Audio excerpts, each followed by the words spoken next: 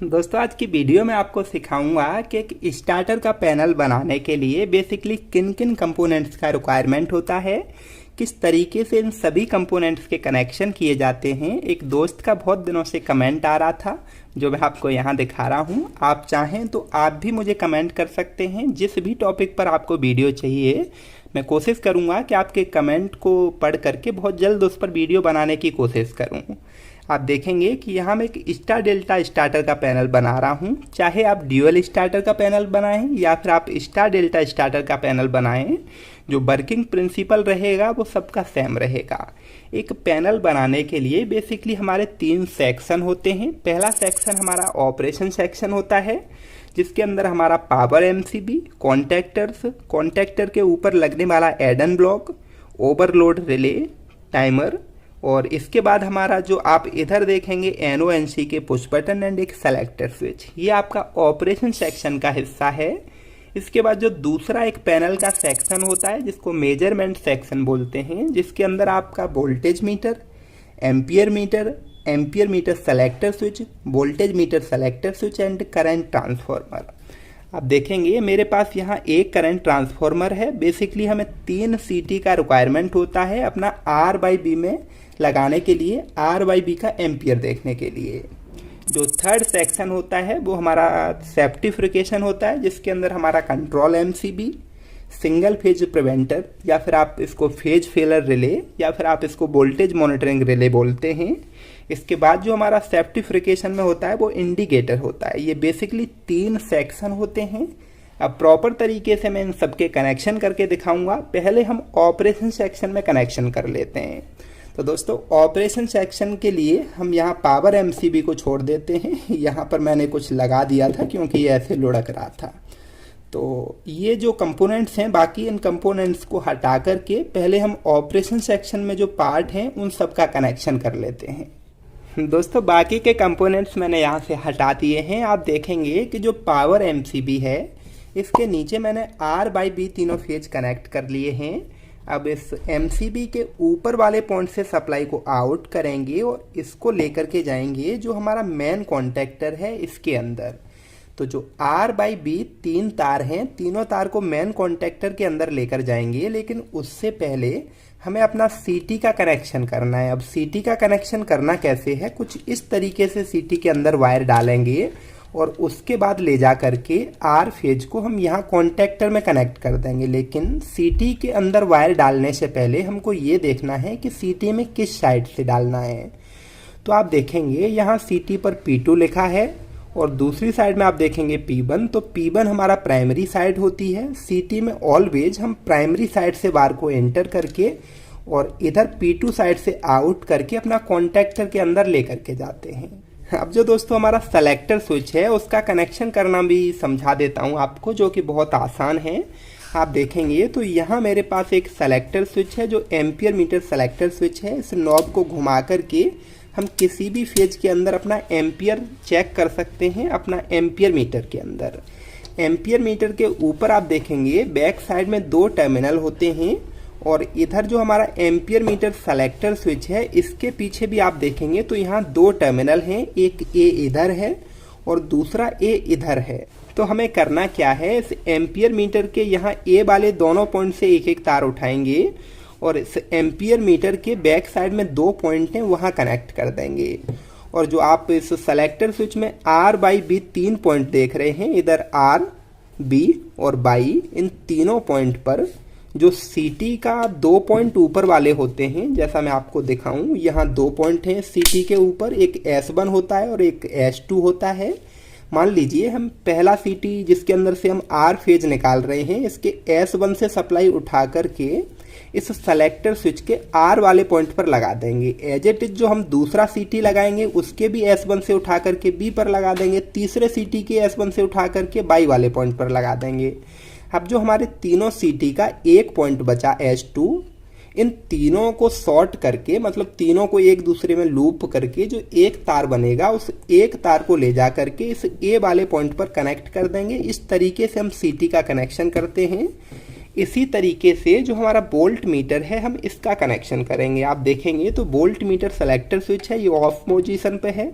यहाँ बी और R phase के अंदर हम करंट वोल्टेज चेक करेंगे।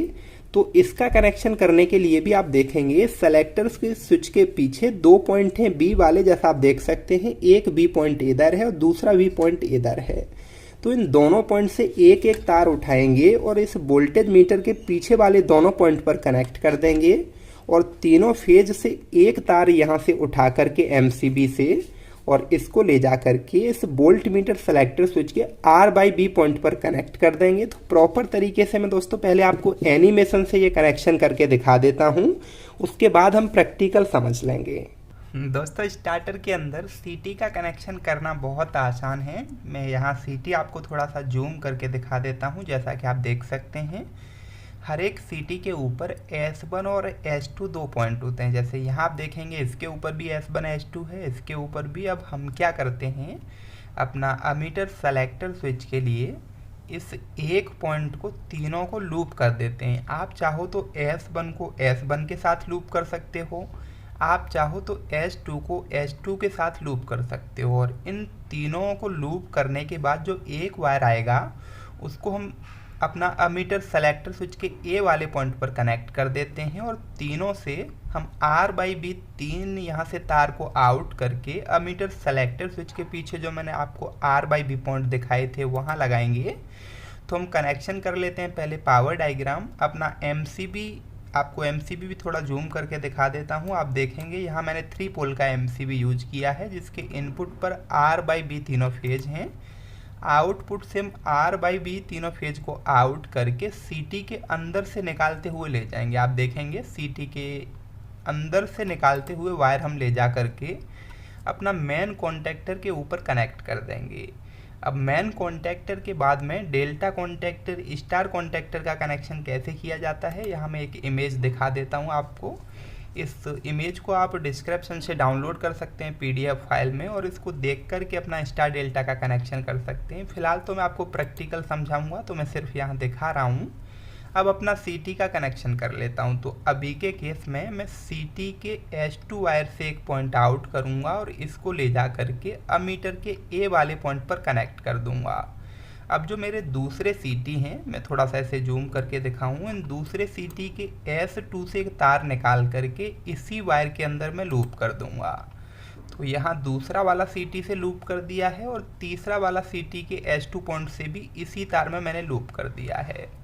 अब यहाँ से मैं आर फेज के S1 से एक वायर उठाऊंगा और इसको अमीटर सेलेक्टर स्विच के आर पॉइंट पर कनेक्ट कर दिया है। इसी तरीके से इन दोनों सीटी के एक एक S1 से वायर उठा करके अमीटर के पीछे जो मैंने अभी आपको आर बाई बी पॉइंट दिखाए थे यहाँ कनेक्ट कर दिया है। अब मैं इस अमीटर को यहाँ से हटा देता हूँ जिससे कि पीछे के दोनों टर्मिनल दिखें और इस ए पॉइंट से उठा करके मैं यहाँ कनेक्ट कर दूंगा और इस वाले पॉइंट से ही उठा करके मैं यहाँ कनेक्ट कर दूंगा। कुछ इस तरीके से अमीटर का कनेक्शन हो जाता है। मैं आपको जूम करके प्रॉपर तरीके से दिखा देता हूँ, जो कि बहुत आसान है।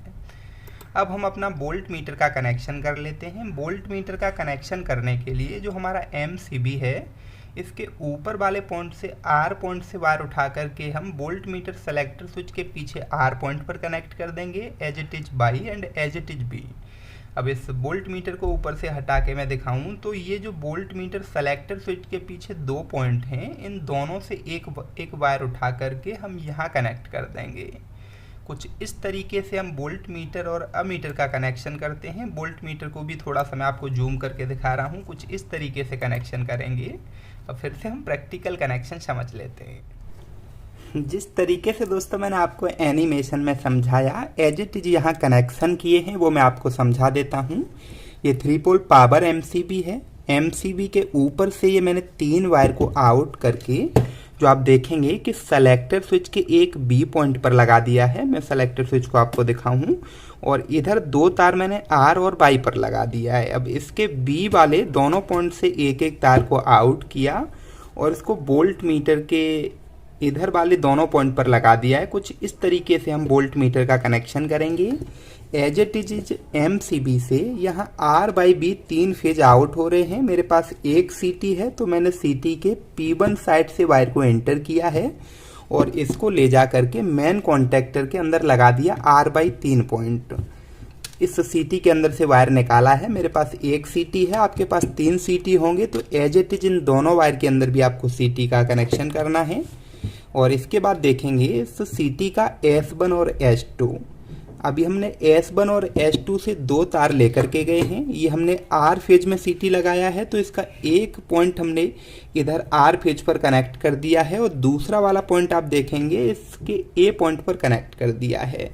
अब जो हमारा अमीटर है इसको आप देखेंगे, अमीटर के पीछे दोनों तारों को हमने इसके अंदर इधर A पॉइंट पर और दूसरा इधर देखेंगे A पॉइंट पर कनेक्ट कर दिया है। कुछ इस तरीके से हमारा ampere meter selector switch, ampere meter, volt meter selector switch का कनेक्शन किया जाता है।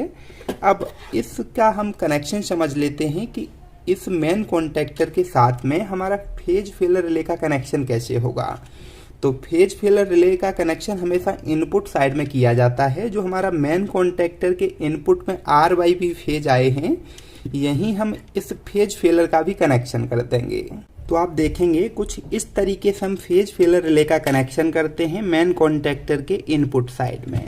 अब दोस्तों हम कनेक्शन कर लेते हैं अपने delta contactor, star contactor, timer का। तो इसका कनेक्शन सीखने के लिए आप इधर वाले वीडियो पर क्लिक करके पूरा ज्ञान ले सकते हैं। बहुत ही डेडिकेटेड वीडियो बनाया है। अगर स्टार डेल्टा स्टार्टर को थोड़ा सा एडवांस में सीखना चाहते हैं तो इधर वाली वीडियो पर क्लिक करके सीख सकते हैं। उम्मीद है कि वीडियो आपको बहुत अच्छे से समझ में आया होगा। जल्दी मिलूंगा एक नई वीडियो में, तब तक आप अपना ख्याल रखिए। जय हिंद।